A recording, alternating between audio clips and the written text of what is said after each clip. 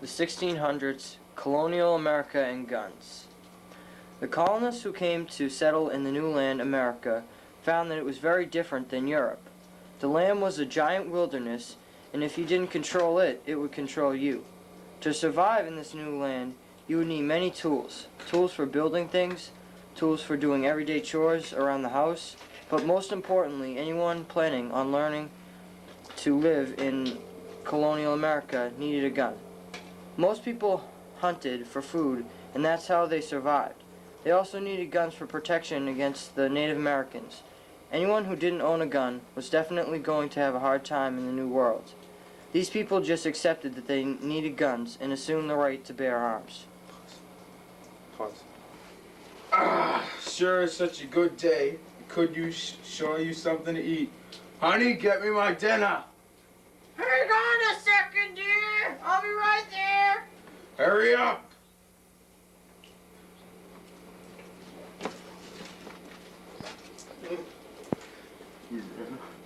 There's no food.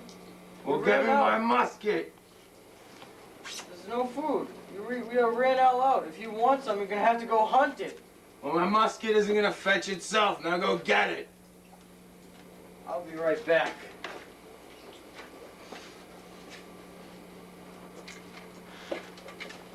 Here you go, dear. Have fun. The lion. Boy, that should...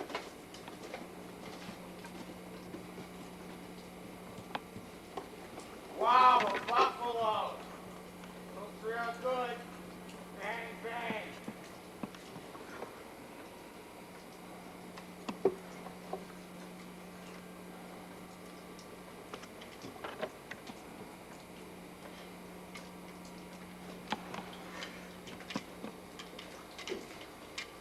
Honey, I got us dinner. Oh, good. It's a big one. Now go cook it and start the fire. Okay. Stop it. Scene 2. Scene 2. The 1770s. Revolutionary War times and guns. By the 1700s, the New World had been settled, and there were many more people. The New World wasn't the giant forest that it used to be. There were 13 colonies, with big cities and towns, with many more stores, markets, houses, buildings, and what have you. The mother country, England, who now realized the new land's great value, started to take claim to it. The king wanted to get as much out of it as he could. People started being taxed for stupid things and weren't being represented. The king was taking their money, but it didn't do anything to help them. It only helped England. This started many political fights, and the British armies were sent over to keep things in order. The colonists rebelled, and this started the Revolutionary War. Guns played a big role in this war. If colonists didn't have guns, they never would have won the war, and the British were well armed. So the right to bear arms plays another big role in history.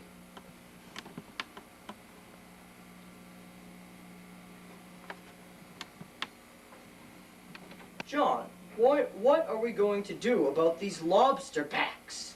They're controlling us. We can't let this keep happening. I am baffled, but we must think of something, because I cannot stand it anymore. Jenkins? Excuse me, sir, before tea is served. Thank you very much. Thank you for the tea. Oh yes, Jenkins. Yes, sir? An extra shilling for the speediness. Thank you, sir. Back to what we were talking about. We can't let those redcoats keep controlling us. What are we going to do? Why don't we have a tea party? A tea party? Yeah, we can take all that tea that they keep taxing us for and throw it in the ocean. We'll call it a tea party. That's a great idea. Ha ha. But what about the British? How will we stop them? Well, we don't have any countries that are allied with us. The only people we have are our own people. If we arm them, then we can fight the British. What's a great idea? We'll give our people the right to bear arms. That's a right they should always have, to keep and bear arms. And then we can fight and beat them in war for controlling us. To war. To war. Cut. The colonists fought long and hard for 8 years before the Revolutionary War finally ended. There was a new nation, the colonies had won their independence, and were now the United States of America. In 1787, a constitutional convention was held where with much compromise, delegates from all but one of the 13 colonies formed a new government for this nation. After the Constitution was ratified in 1788, the delegates decided that the people should have a list of their rights, not just the people they elect. And so came the formation of the Bill of Rights. It contained 10 amendments to the Constitution and gave the people their rights passed in 1791. One of the amendments was the Second Amendment, which gave the people the right to bear arms. Scene 3. Ratification of the Bill of Rights, 1791. James, can you help me with this? I'm trying to come up with the list of rights for the people of America. It's a great idea. We should call it a Bill of Rights, since the Constitution only lists the rights the government has. That sounds like a pretty catchy idea. The people do need their rights, and it's a good idea to let them have them. Okay, we'll make up a list of 10 amendments to the Constitution listing the people's rights. Okay, Amendment 1. Freedom of speech, religion, freedom of press, and freedom of petition. Good ideas. Let me write this down. Okay, Amendment 2, right to bear arms. After all, it did help us in the Revolution. Yeah, that's a great idea. People should always have the right to bear arms. That way they can form militias, and if the government starts to control them, then they can rebel. Okay, that's 2 down, only 8 more to go. That means you shut off the camera. Yep. Scene 4. The U.S. moves west, guns move west, 1872. As the American frontier spread westward with the people want their guns, settlers shared many of the threats that the early American colonists had. The land was not tame, people had to hunt for food, and when they took over Native Americans' land and hunting grounds, they needed to protect themselves from attacks. None of this would have been possible without guns. The Second Amendment was a big part of the Western movement. Home, home on the range. Wow, man, am I hungry. I really should hunt myself something to eat. Oh, look, a jackrabbit. Stop!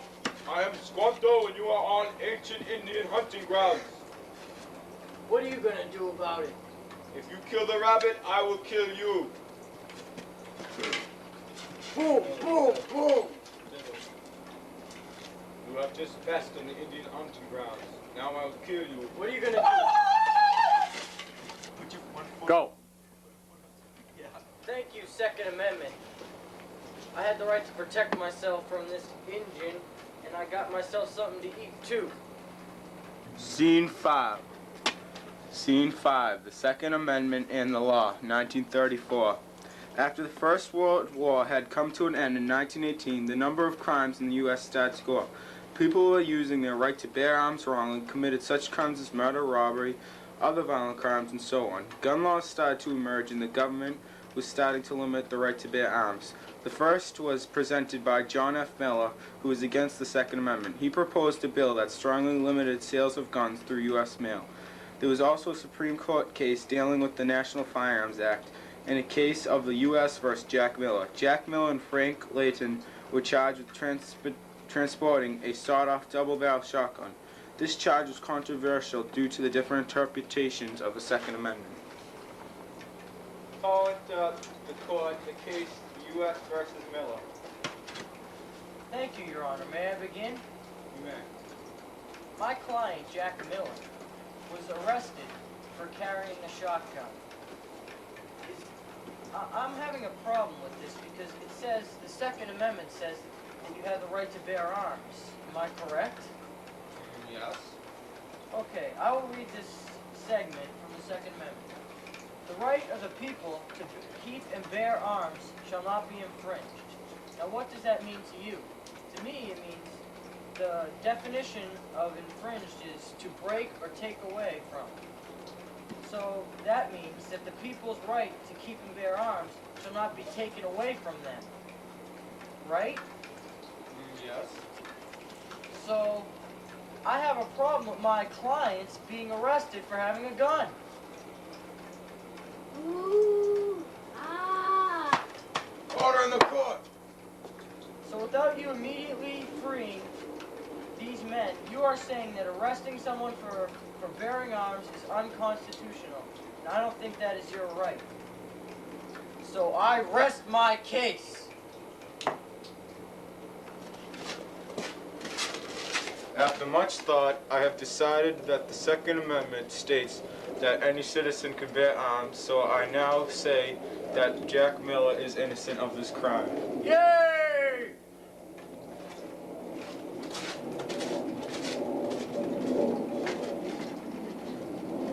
Six, the right to protect yourself takes place today. Around one half of the homes in the U.S. today have one gun in them.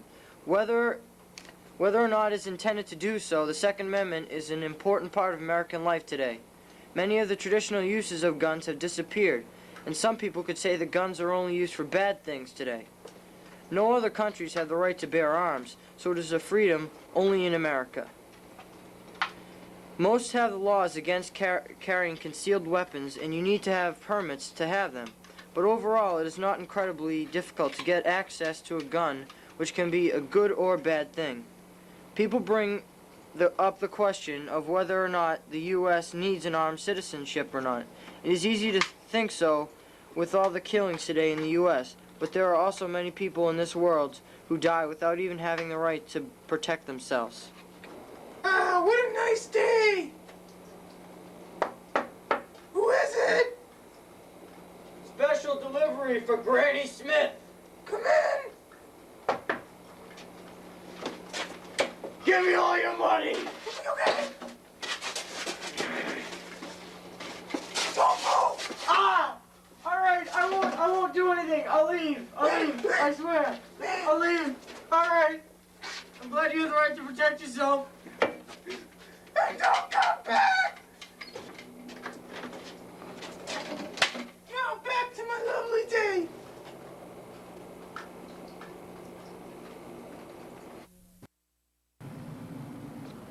Scene 1, McDowell's March. It was the summer of 1861. The war had already started with the bombardment of Fort Sumter, and President Lincoln was under pressure to move against the Confederacy. 90 days after Fort Sumter, around 35,000 soldiers had been called and had arrived near and around Washington. Lincoln knew he had to do something soon, so he ordered the Union's commander, General Irwin McDowell, to gather up the troops. They would be marching to Manassas Junction in Virginia, where they had planned to attack 20,000 Confederate soldiers. This would begin an advance on Richmond, Virginia, the Confederacy's capital. McDowell's army left on July 13th, dressed in green and expected to win the war easily. They traveled with the encouragement of citizens marching along with them, cheering. The citizens carried picnic baskets and expected to see an exciting show, but were also delaying the army's progress. Let's move it, ladies. We got a war to catch. My feet hurt. What? You better suck up the pain, because we're going to war. Confederates are going down. Yeah, they're going down. No, you're going down. Now give me 50 right now. We're gonna march down and capture Richmond and capture the whole South. Yeah, that'll teach those Confederates to secede from our nation. President Lincoln was right to tell us to march down here and capture them all. I know. You call that a push-up? If you're one of the best guys in our army, we're gonna be dead.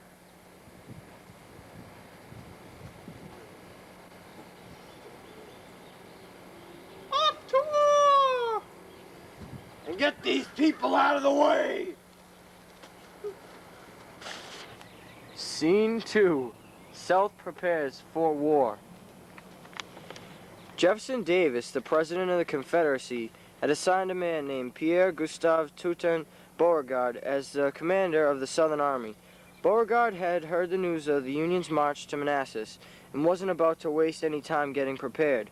He knew McDowell was coming, and the slow march allowed him to gather thousands of reinforcements. Before the Union had arrived, Beauregard had built a defensive line along a stream named Bull Run.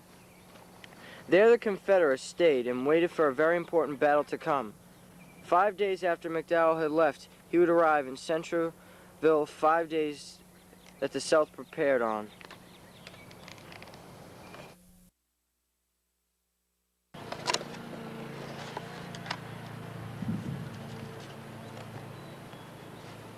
Hey, you, Pierre, Gustav, Tutahami, PGT, we've got news for you. What is the news, my friends? The Yankees are coming to meet us at Manassas Junction. I reckon there's about 35,000 strong. I say we gather reinforcements so we can form a defensive line and protect ourselves. No! I say we gather reinforcements to form a protective line and defend us. Great idea, General. That's one of the greatest ideas you've ever had. But... Enough buts! You wish you had an idea like that. Okay, Go gather men. Okay, but first, I say when we gather the men, we should form a defensive line near the river Bull Run so that the battle can be remembered as Bull Run. Wait! I've got it! We get our men and make the battle near Bull Run. Then it can be remembered as Bull Run. Am I right? Huh? That's great. But I thought... Wait!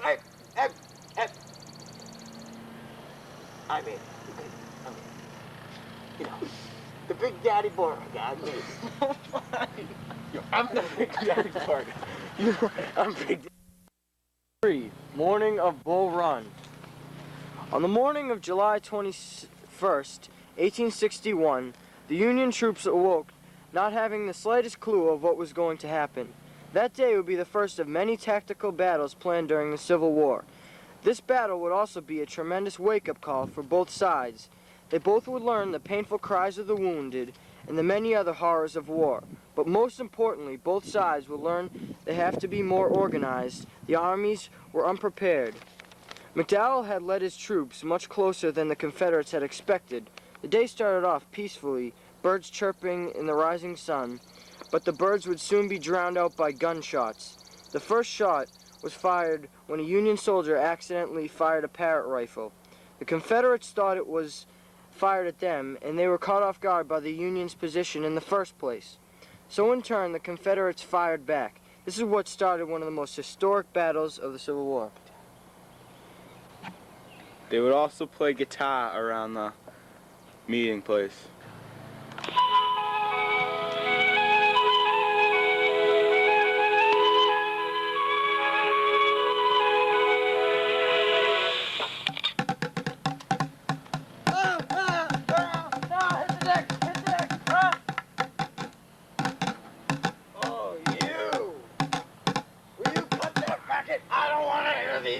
Anymore! Ah! Oh, by the way, would you please go wake everyone else up?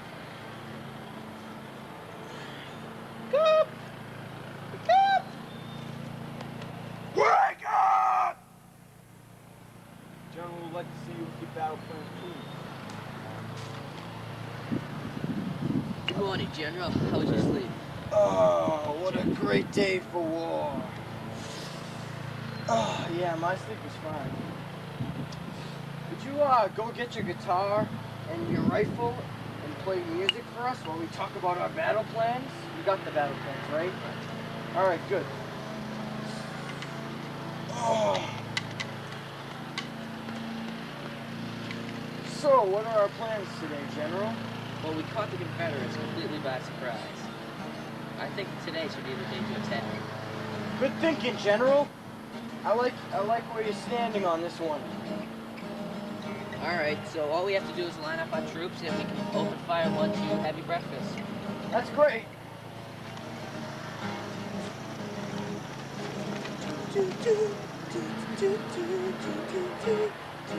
Turn that off! Put the guitar down and get your rifle and stand forward! 'Cause I'm general. Bang! You idiots! The Confederates probably heard that shot. You want to stop the war already? The battle Cannonball! has. The battle started! You idiot! First part of Bull Run. When the battle just started, the Union was taking the advance, and it seemed as though they would have it won easily. McDowell and his troops hit the Confederates miles before the South expected them to. By the afternoon, the Union had passed Bull Run and advanced south of Warrenton Turnpike, the road connecting Washington and Richmond. They had one obstacle left, and his name was Thomas J. Jackson. All right, man, we almost got this war won. All we gotta do is deliver the knockout punch. Let's move up onto the bridge and take them out. On 3 we charge. 1, 2. Where do you think you're going? On to Richmond to capture the capital. Yeah, and you better get out of the way. There stands Jackson like a stone wall. Charge! 1, 2, 3. That's right. I'm Stonewall Jackson, and I'm not moving. We better get another plan. Around noontime, the Union stopped their advance to form a new plan. By doing this, the South gained time to reinforce their men. Later, the fighting started again and kept at a steady rate. It wasn't until about 4 o'clock p.m. when the South finally got through the right side of the Union. This made McDowell withdraw his tired men. For a while, the withdrawal was neat and orderly, but when soldiers saw the townspeople who had come out to watch the fight chanting and throwing things at them, panic aroused everywhere. The Confederates decided not to follow up on their success. By the next day, the Union was back in Washington. Man, we need a new plan. I know, he's killing us. I know, Stonewall Jackson. Man, we need a new plan.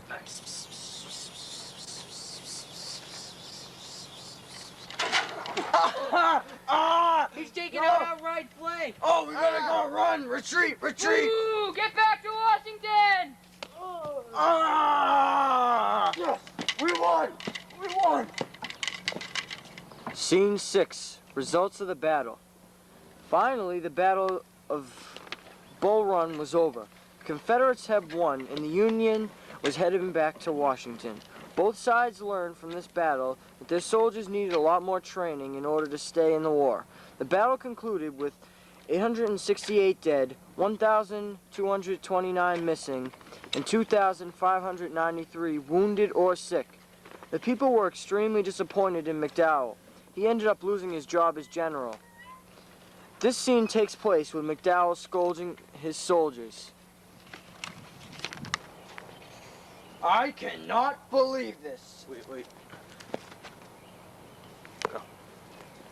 I cannot believe this. I thought you men were trained enough to win this war, but I was wrong. But, sir, My wife could have thought a better war than that in a Sunday dress, half asleep.